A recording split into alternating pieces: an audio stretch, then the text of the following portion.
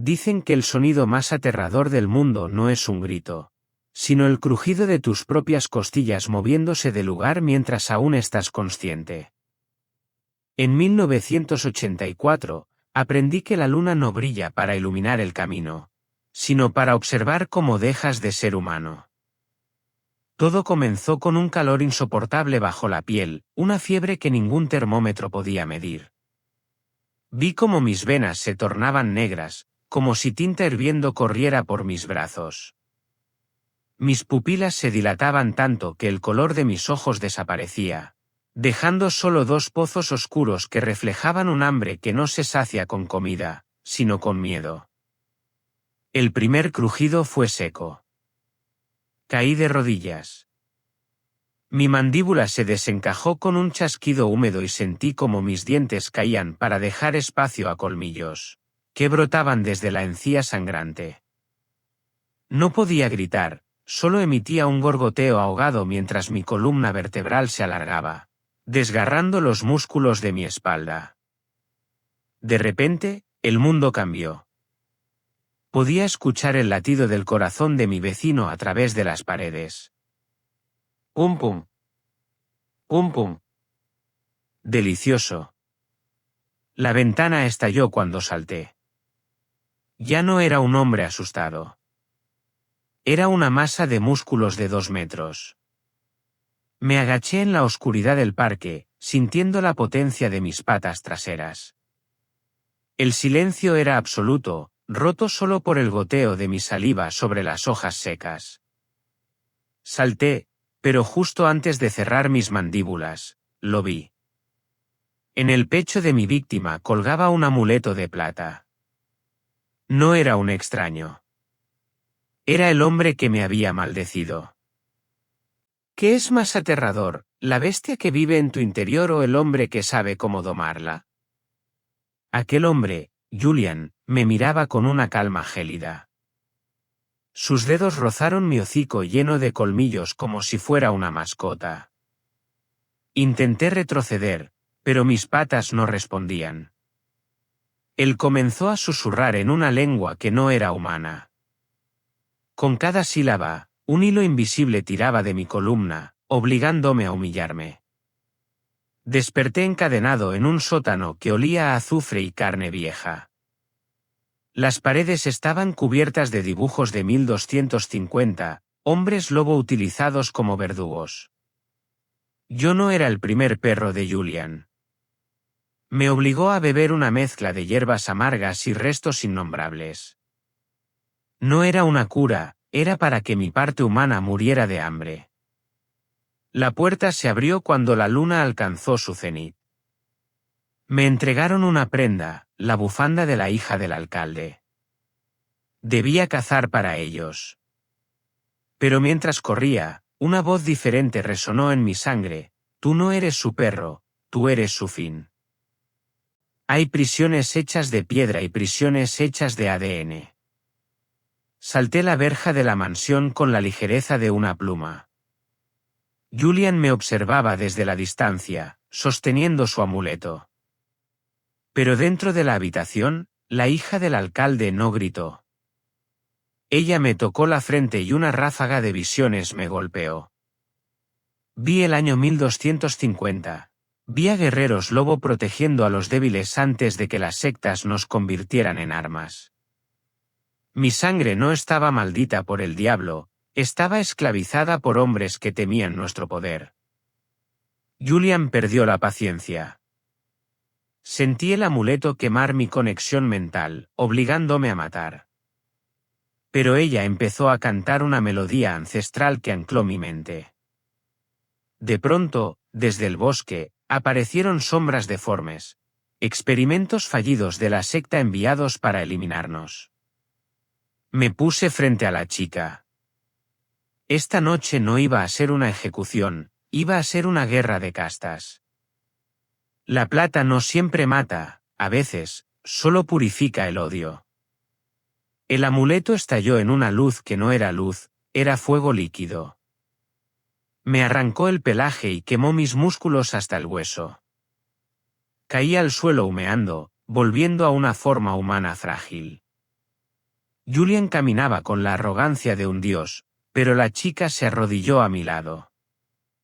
Dejó que su propia sangre cayera en mis heridas. El dolor cambió. Ya no quemaba, latía. Mi cuerpo no se deformó, se expandió. Crecí hasta los 2,5 metros. Mi pelaje ya no era negro, sino plateado, brillando como el mercurio. Me puse de pie. Ya no era un perro. Era el primer alfa legítimo desde 1764. Los híbridos de Julian saltaron sobre mí, pero los partí por la mitad. Era una carnicería. Acerqué a Julian a mi rostro para que viera su maldad en mis ojos azules. Pero entonces, un aullido masivo y ancestral resonó desde las montañas. No era el mío. Era una llamada de auxilio. Hay sonidos que se escuchan con la médula ósea. Solté a Julian y corrí hacia las montañas que los hombres temen nombrar. El olor cambió, pólvora y nitrato de plata. El año 1984 no era una época de mitos, sino de exterminio tecnológico. Encontré un cementerio de gigantes en la nieve. Los antiguos habían sido emboscados por un ejército corporativo. Me acerqué a una loba blanca que agonizaba. Al tocar su hocico, me entregó la ubicación de los santuarios y el aullido de mando. Ya no era solo un alfa por fuerza, era el guardián de la memoria. De repente, puntos láser rojos marcaron mi pecho. Sujeto alfa identificado, resonó un megáfono. Me erguí, dejando que mi pelaje brillara. No sentí miedo de su tecnología. Sentí hambre de justicia. Hay una gran diferencia entre estar muerto y estar esperando. Cuando mi rugido golpeó las paredes de granito, los cuerpos en la nieve comenzaron a humear. Uno a uno, los antiguos de 3 metros de altura se pusieron de pie. Los cazadores pasaron de ser depredadores a presas. Balas de plata trazaban líneas en la oscuridad, pero mi sangre plateada sellaba las heridas al instante. Entramos en un búnker de 1945. Allí descubrí el proyecto Fenrir. Querían crear hombres con el poder del lobo pero sin su alma. El director se inyectó un suero de oro y su piel se desgarró dejando ver fibras metálicas. Se convirtió en una parodia mecánica de lo que yo era. El hombre había creado un demonio de acero. Luchamos entre tanques de nitrógeno, pero él no sentía dolor. Era solo programación y hambre sintética. La muerte es un temporizador que no puedes detener con garras. El falso alfa buscaba mi corazón plateado con sus pistones hidráulicos. Lo atraje hacia mí en un abrazo de muerte, usando el calor de mi regeneración para fundir sus circuitos. 50 segundos para la autodestrucción. 10 segundos. Clavé mis garras en su núcleo de energía. La explosión criogénica congeló sus sistemas y rompí su cráneo de acero con un cabezazo. Salté a través de una lengua de fuego justo cuando el búnker colapsaba. Caí sobre la nieve virgen, herido y chamuscado. Estábamos diezmados, pero éramos libres. Sin embargo, un helicóptero de noticias apareció en el horizonte. El secreto había muerto, pero el mundo acababa de grabar el rostro de su nueva pesadilla. El anonimato es un lujo que se quema con el fuego. No me escondí de los focos. Dejé que la cámara captara mi forma de alfa ante millones de hogares. El contrato social se rompió. En todo el mundo, otros como yo escucharon el llamado y dejaron caer sus disfraces humanos. Fue un regreso a las raíces. Nos refugiamos en las cumbres y firmamos un pacto. Nosotros reclamaríamos lo salvaje y el hombre dejaría de intentar curarnos. Años después, encontré a Julian en un asilo.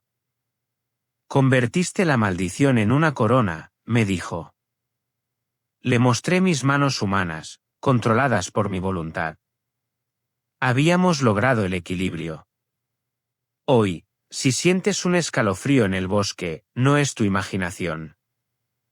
Somos nosotros. La luna ya no es nuestra carcelera, es nuestra bandera. Mientras haya luna, habrá un alfa vigilando desde la sombra.